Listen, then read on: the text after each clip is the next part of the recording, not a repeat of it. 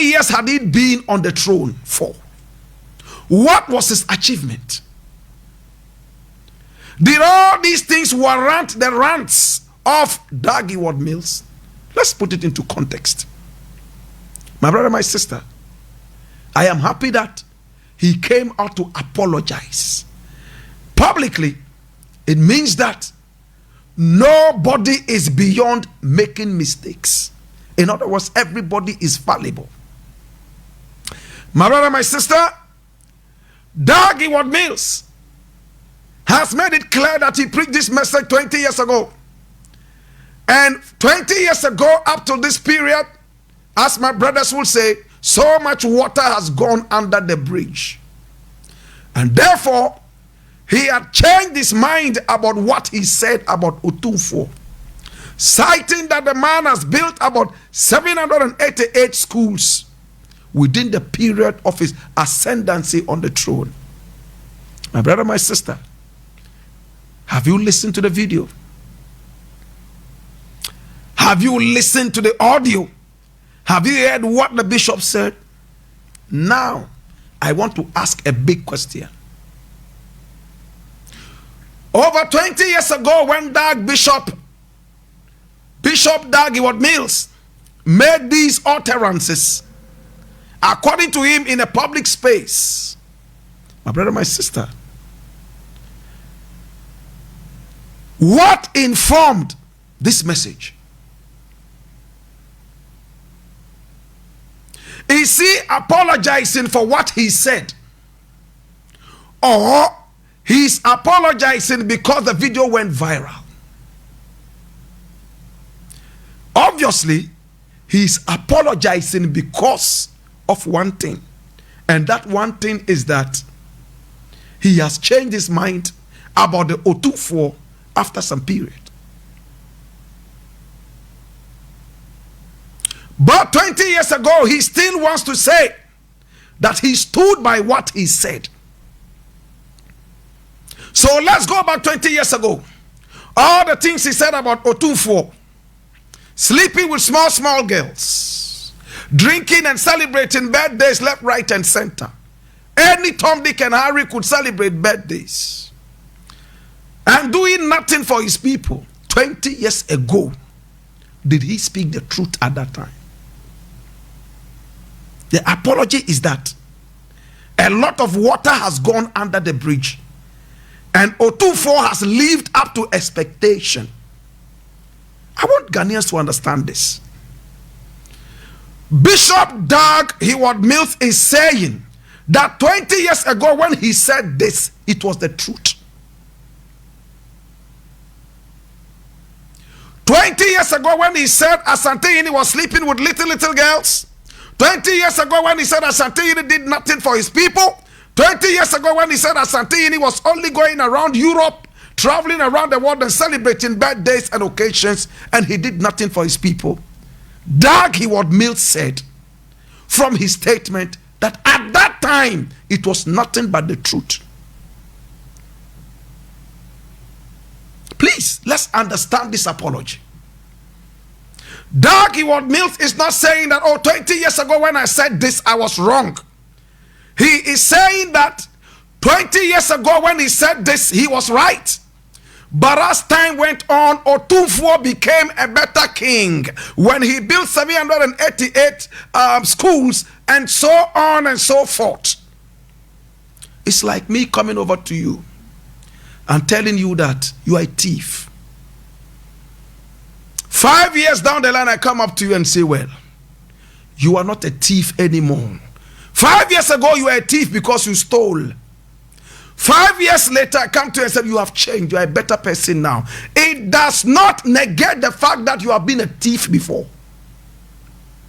My brother, my sister, the statement of Dag Heward Mills does not negate the fact in the context of this apology that Otumfuo was a king who slept with little girls some 20 years ago, and who celebrated birthdays just like little children, and at the same time, he did nothing for his people.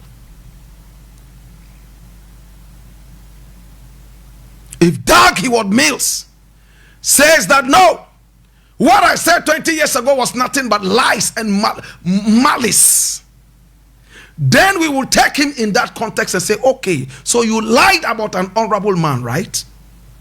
This apology should be situated in context. Don't get it twisted.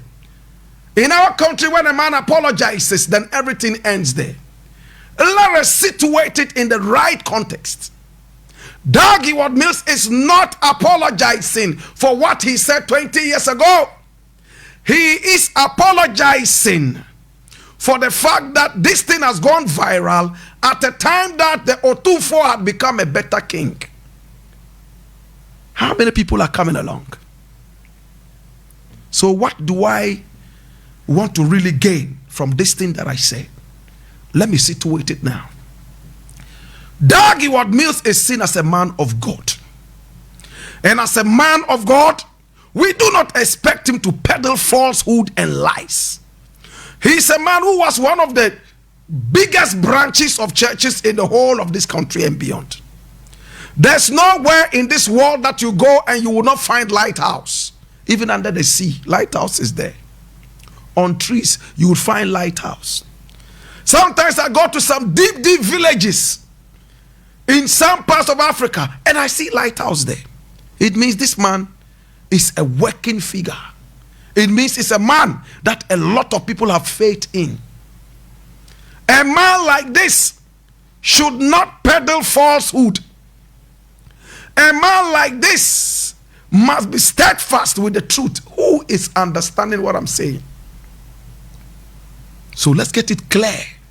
This apology is not saying 20 years ago what I said about the Otufo was nothing but lies. He's saying what I said about the Otufo 20 years ago was nothing but the truth. Otufo went around with little children. Otufo went around, my brother, my sister, doing nothing but celebrating birthdays and gallivanting around Europe and running back. Am I speaking the truth? So Dag Heward Mills is now torn between the devil and the hard surface. My brother, my sister, hear me now. If Dag Heward Mills is pushed and he comes out to say, oh, all that I said about Otufo was nothing but lies, his credibility would come to zero. Already he's in court battling legal issues. I lost interest in Dag Heward Mills from the day that he said God listens to the white man more than he listens to the black man, because the white man is closer to God than the black man. I refuse to like him from that day. I looked at Dag Heward Mills and I looked at his skin color and his hair texture, and I'm trying to say that, oh, is it because he has some white man's blood in him? That is why he's trying to get the white man closer to God than the black man. And I've said this time and again, he preached this in Kintampo. Those of you who follow him, am I waiting for another apology from Dag Heward Mills to say, oh, what I said, and this should be about 10 years ago and beyond. 10 years ago, I actually did not study the scene properly. So I retract and apologize. I've been waiting for this. It's never happened. A man who would put any race above the other, especially when it comes to religion, is not my friend. Today, my brother, my sister, the Otufo has kept his calm. It is sad to hear that especially somebody who probably is not an Ashanti has come out to criticize an Ashanti king. And I see so many people on social media saying he should go and criticize his own king or village chief. My brother, we are all united under one republic, which is called Ghana. I will be the happiest person, and this country would be a better country if we stop seeing each other as tribalists.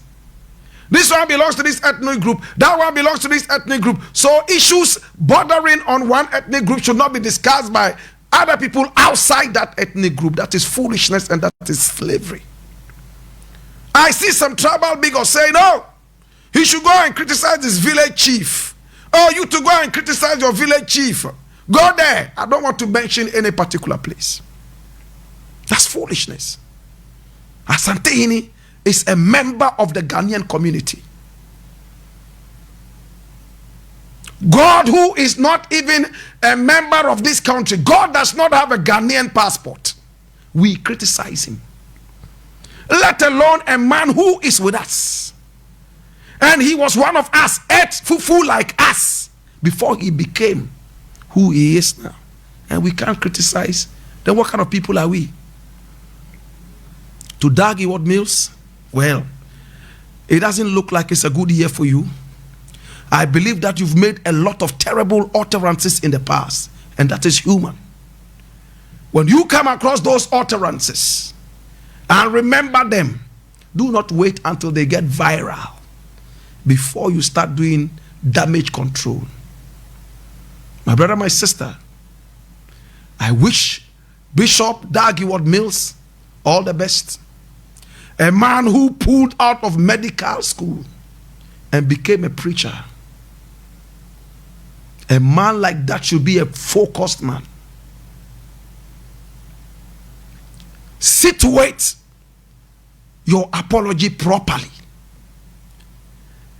Are you apologizing for spreading falsehood about the Otumfuo some 20 years ago, or you are apologizing for an issue that has gone viral at a time that the Otumfuo has become a better person or not? Somebody won't see the difference. But that is that. I leave it here, and I'm going to tackle the next issue. To Dag Heward Mills, all the best. We all have bad days. I'm sure this is one of your bad days, but you will soar above that. Yes, you'll get better. It's a good move that you apologized. But if I were the Otumfuo and his people, we would try to find out if you meant that the apology that you gave out meant that 20 years ago what we said was false, or that Otumfuo moved out of the falsehood and became a better person. I want to know that. Because for a preacher of this caliber and credibility to go out and say these things, that means at least he has some facts. Especially the one that went like sleeping with little girls, and traveling around, and all that, and doing nothing. We want to know. I leave it here. To God be the glory. Now I'm reading this one from My Joy Online, and it's interesting. It says, Ghana ranked second most beautiful country in Africa. That's Ghana. I read. Ghana has been ranked the second most beautiful country in Africa. In the, did I say beautiful? I beg your pardon, peaceful. I take it again.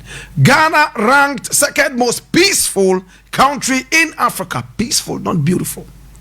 It says Ghana has been ranked the second most peaceful country in Africa in the 2021 Global Peace Index report by the Institute for Economics and Peace, IEP. The IEP is an independent, non-partisan, non-profit think tank dedicated to shifting the world's focus to peace as a positive, achievable, and tangible measure of human well-being and progress.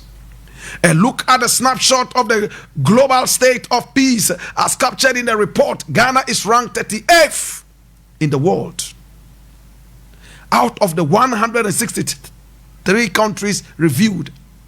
Ghana scored 1.715, which represents a 2-point move upwards from the previous Global Peace Index report. Other African rankings. Mauritius, the only African country ahead of Ghana, is in the Peace Index on the first position in Africa, ranked 28th in the global space. Botswana took 3rd place in Africa and was ranked 41st on the Global Peace Index.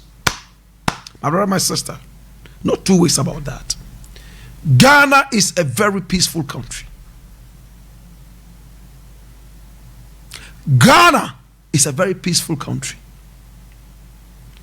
You can walk all over in Ghana and people will tell you that they are peace-loving people.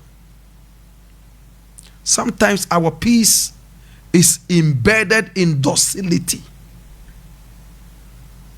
I said, sometimes our peace is embedded or imbibed with docility.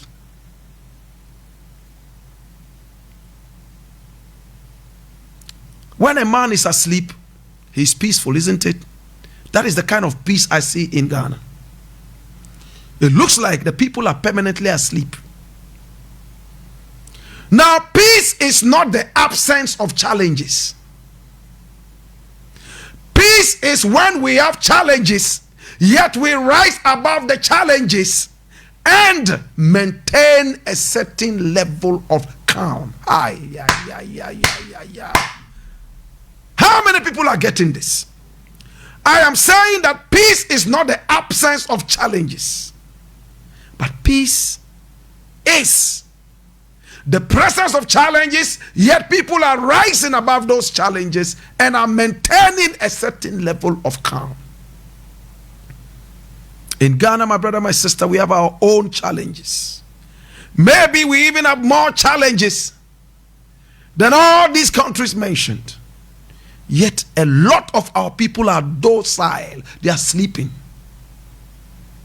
That's not the kind of peace I want in this country. I don't want a peace that is a sleeping peace. When they slap you, say, oh, slap the other side because I want peace. That is foolish peace. When you are cheated, night and day, president is lying, night and day, morning, afternoon, evening, flying in an aeroplane that cost him 15,000 pounds. You shut up and you are there, missing, all in the name of peace is stupid peace. How many people understand? Peace is foolishness when people cannot open their minds and mouths and speak against corruption and speak against challenges. That is the kind of peace I call docility. Somebody won't understand until he smokes cigarette tonight.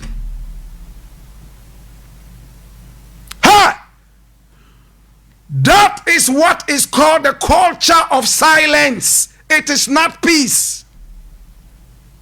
Somebody won't understand. No. My brother, I'm telling you something. If a soldier holds a gun and he has 500 people in a certain cage, he says the first man to move here gets a bullet. And everybody stays calm. They are lashing you. Bam, bam. You are going through hell. Heat, everything in the cage. And yet you are all calm because there's a gun pointing at the first person to raise a finger.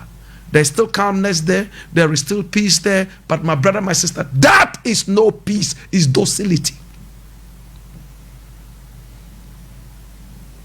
How many people understand?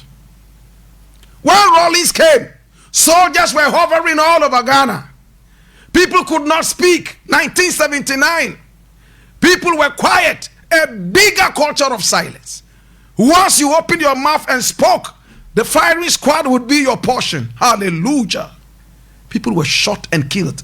People were abdicated, kidnapped, and finished. Up till now, we don't know where they were buried. That's if they were buried at all. People vanished like neon gas in the hot sun in the days of Rawlings. And it made the country so calm, but tense. Hallelujah. Oh, Jesus Christ. How many people understand this? There is a certain calmness that comes with tension. The people are calm, yet there is tension. That's what we have here. Ghanaians are speaking. The youth are rising. There is a certain kind of timidity hovering around the heads of the people. Journalists are beaten left, right, and center. Bullion vans are attacked night and day. My brother, my sister, armed robbery is increasing. Galamsey is flying all over the place. My brother, my sister, all these things work into a certain fiber that generates peace. What is peace with polluted atmosphere? What is peace in poverty? What is peace in corruption? What is peace when people cannot freely come out and air their views? I just need you to see that. It is good that we are ranked as second most peaceful country in Africa. But around the world, see where we are. My brother, my sister, we are ranked.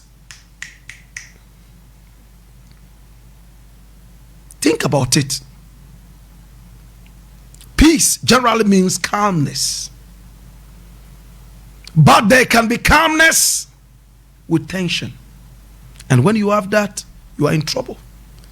It's like a teacher who everybody knows, hey, this class, if you make the smallest noise, if you even cough, you'll be whipped.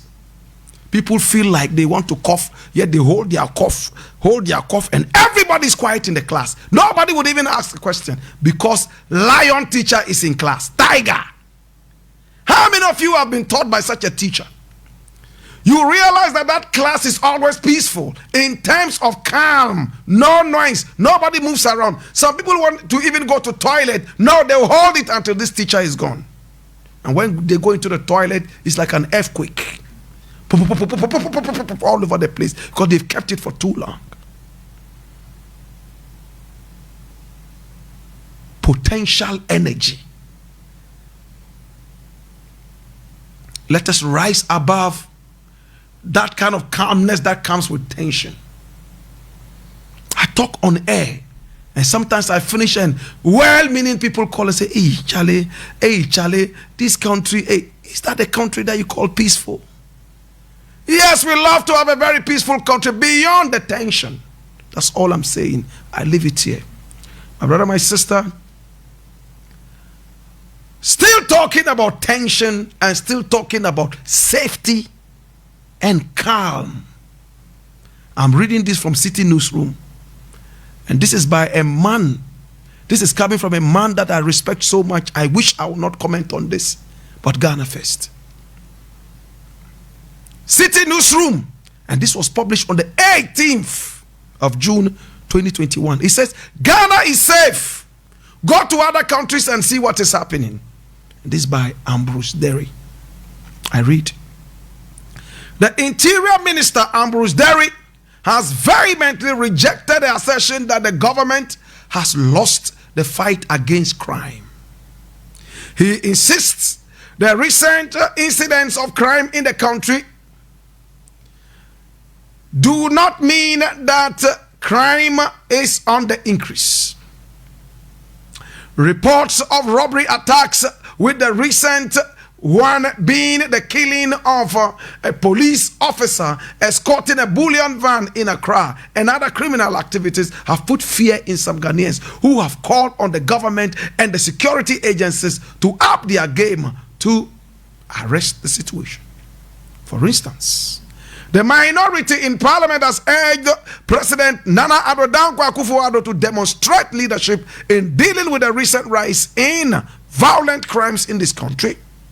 The ranking member on the Defense and Interior Committee in Parliament, James Agalga, who addressed the media on the caucus's behalf, stressed that the killing of policemen in such attacks was further worsening the police to civilian ratio in the country. 4 more years for Nana Addo Dankwa Akufo-Addo has begun with a rise in crime. Ghanaians no longer feel safe compared to our immediate past. Violent crime-related cases, particularly robbery, are shaking the foundations of our nation. And it is only fair and a duty for us to call on the President Nana Addo Dankwa Akufo-Addo's administration to up his game. My brother, my sister, I leave it here. Now, my own uncle, Ambrose Derry, says that Ghana is safe. Go to other countries and see what is happening. With all respect, my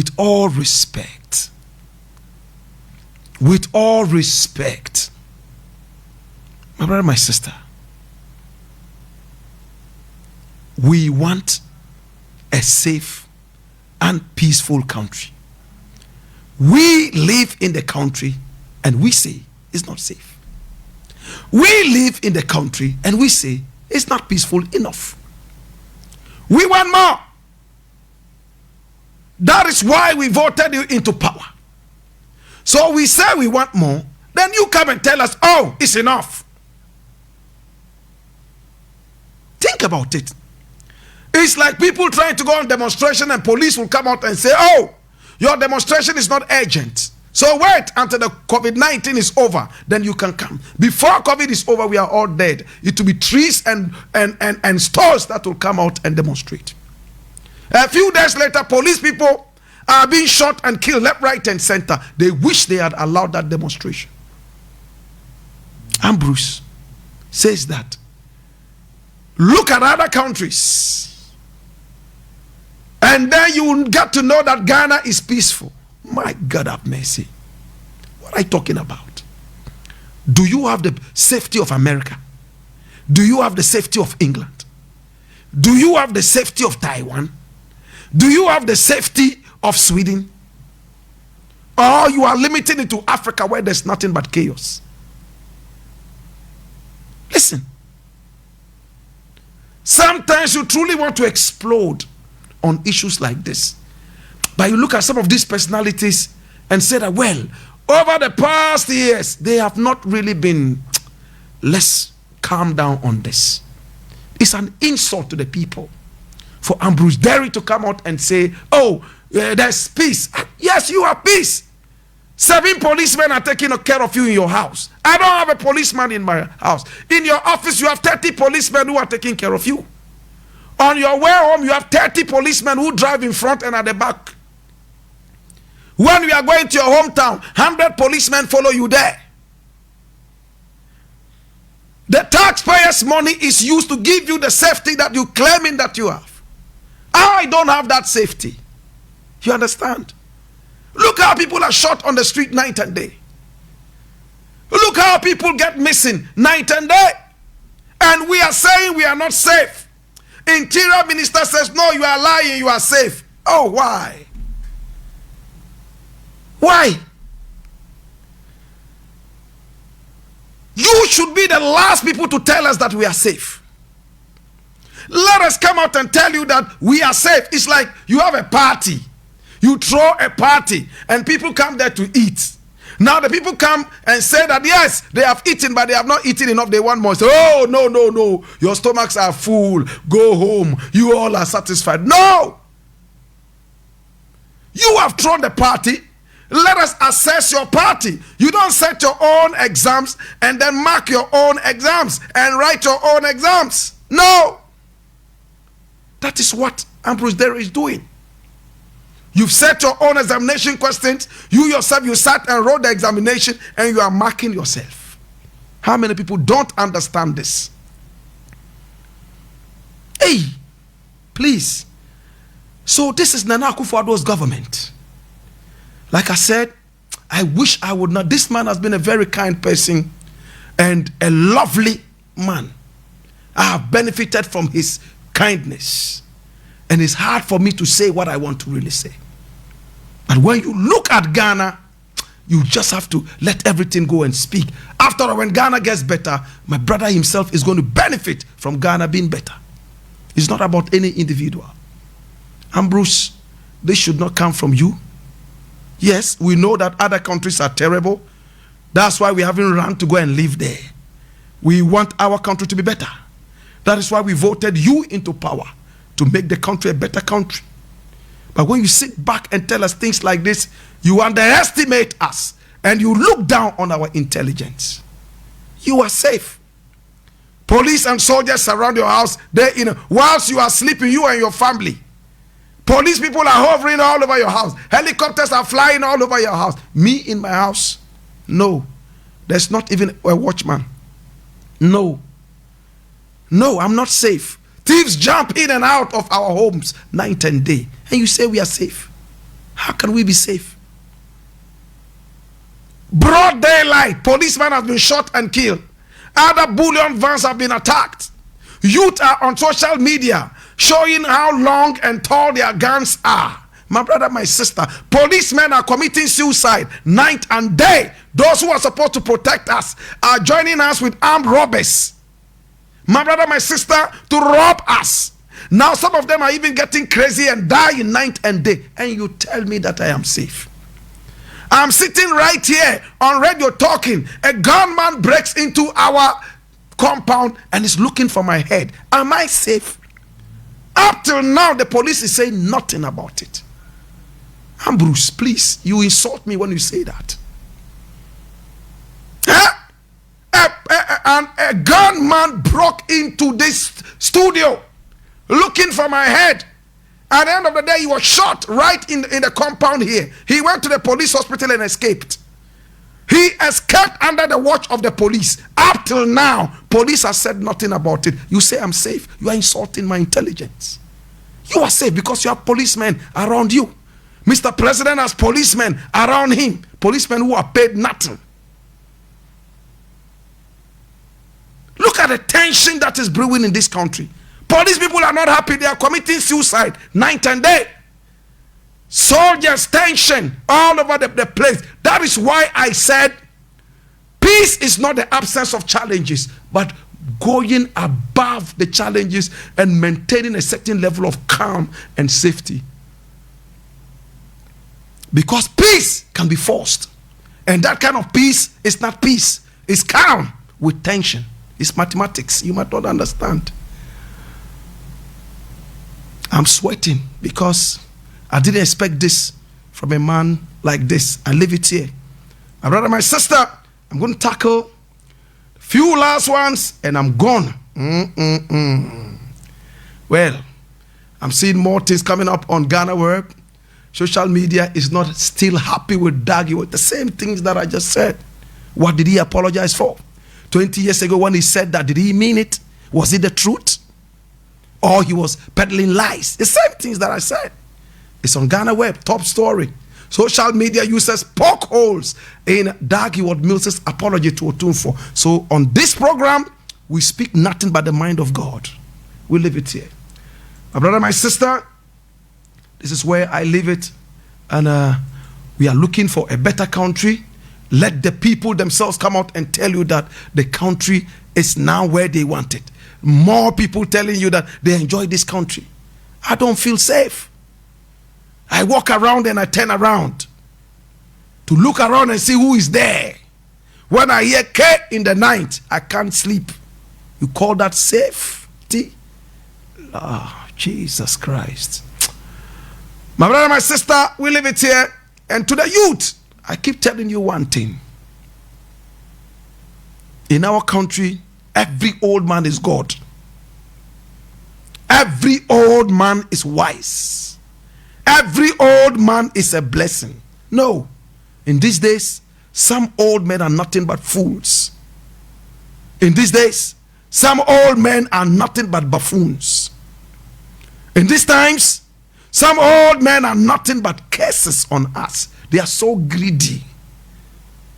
The little that they are supposed to strive and live for you and your generation, they'll blow it up into their belly. I went to Adidome, trying to look for a piece of land where I will raise animals and get a few youth to be part of it. I'm vegetarian, I don't eat animals. Youth to get into some kind of agriculture. And the village chief there said, old man. You know what he told me? You need to pay the money for the thing right now so that we spend it before we die. Listen. Pay the money for the land right now so that we struggling to talk because he has stroke or something. We spend the money right now before we die. Yeah. Meanwhile, this man has like 6 children and still having children at about 92. He's not thinking about the children. He wants to blow the money all now. Sell all the land. Blow the money. When his children start growing, they will find land on the moon. Such foolishness. Generational thinking. Be human. Think. Some of these old men are nothing but fools. My brother, my sister, let's think very well. Somebody's old man sitting somewhere has all of a sudden become a demigod. You cannot criticize him. You cannot say anything about him because he's God. Hey, where are you taking the country to? When you talk, tribalists will come on you to make noise. I prefer that these tribalists slaughter me and I speak the truth better than keep it inside me in that calm that is full of tension. To God be the glory. My name Black Rasta. I thank you for coming on the show. I thank you. We do this every day, Monday to Friday, 3:30 on the dot. We run and speak the mind of God on our country, our continent. Yeah, you can criticize and you can also support. To God be the glory. Well, my name Black Rasta. Catch me again on the next edition of this segment known as the Black Pot, aka Kukushodemo. I thank you and I appreciate you. Did you hear that 180 children, school children, were abdicated, or better still, kidnapped in Nigeria? Boko Haram has kidnapped 180 children. Again. To God be the glory. Ross, we got hearing some reality right here. Turn up my microphone. Shit. Ross, I been turn my microphone on. Shit. It's time to hear some reality. Look at me. What up? Nigeria, jaga, jaga. Everything's scatter. Come on, this suffer. Boxa, gunshot in the air.